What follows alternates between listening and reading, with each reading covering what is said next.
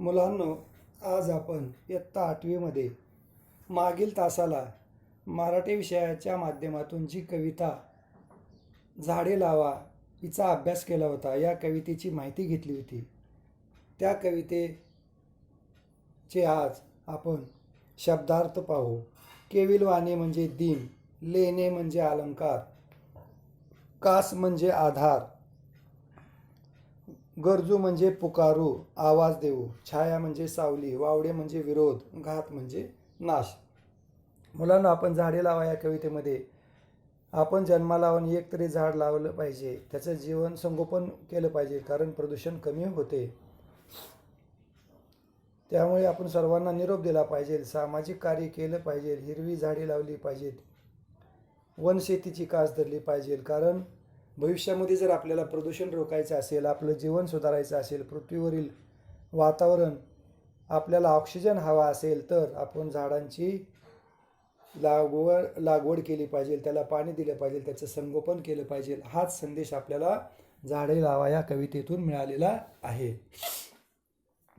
पान नंबर 57वर जे प्रश्न आहेत त्या प्रश्नांची माहिती घेऊ. खालील प्रश्नांची एका वाक्यात उत्तरे लिहा. 1. जन्माला येऊन प्रत्येकाने काय करावे? जन्माला येऊन प्रत्येकाने एक तरी झाड लावावे आणि त्याला पाणी द्यावे. 2. मुलामुलींनी कशाची कास धरली पाहिजे? मुलामुलींनी झाडं लावण्याची आणि वनशेतीची कास धरली पाहिजे. 3.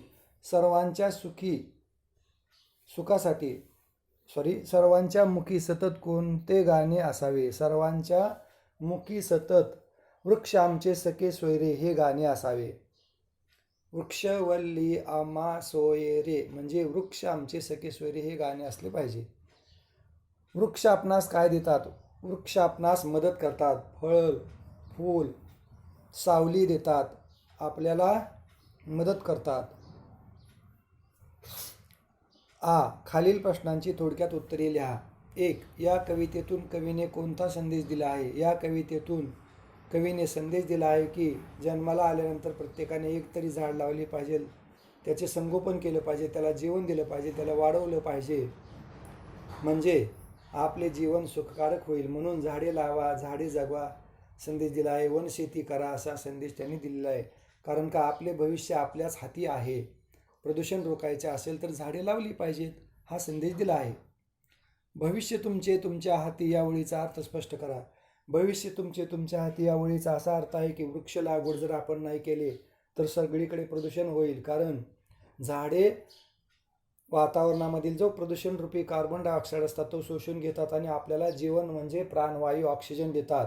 म्हणून आपले भविष्य जर आपल्याला सुखकारक करायचं असेल तर झाडे लावली पाहिजेत, जगवली पाहिजेत, त्याचं संगोपन केलं पाहिजे. म्हणून ते म्हणतात भविष्य तुमचे तुमच्या हाती या ओळीचा अर्थ त्यांनी आपल्याला या पद्धतीने सांगितला आहे. पुढे खालील शब्दांचे समानार्थी शब्द लिहा. केविलवाणे दिन, छाया सावली, माया प्रेम, मुखी म्हणजे तोंडामध्ये, सखे सोयरीची गर्जना.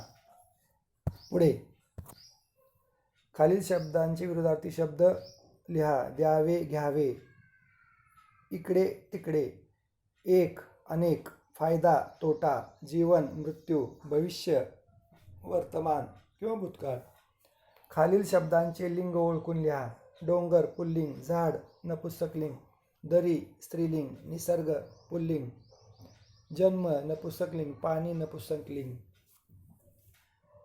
खालील शब्दांचा अर्थ लिहून नवीन वाक्य तयार करा व लिहा.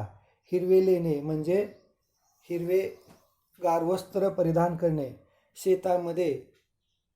शेतामध्ये हिरवीगार झाडे लावली त्यामुळे हिरवेगार वस्त्र परिधान केल्यासारखे वाटत होते. हिरवे लेणे म्हणजे हिरवे वस्त्र परिधान करणे. सखे सोयरे म्हणजे पै पाहुणे, मित्र आप्तेष्ट मंडळी. सखे सोयरे म्हणजे आपले जिवलग मित्र पाहुणे. आमच्या शेतामध्ये आज सर्व सखे सोयरे पाहुणे आले होते. एकमुखानेमध्ये सर्वजण मिळून आम्ही सर्वांनी एकमुखाने झाडे लावण्याची प्रार्थना केली. एकमुखाने गरजू सारे वृक्ष आमचे सखे सोयरे. अशा पद्धतीने इयत्ता 8वीमध्ये जी कविता होती पान नंबर 56वर ती कविता शब्दार्थ आणि प्रश्नोत्तरे आपण घेतलेली आहेत. पुढील तासाला आपण पुढील माहिती घेऊ. या ठिकाणी थांबूयात. धन्यवाद.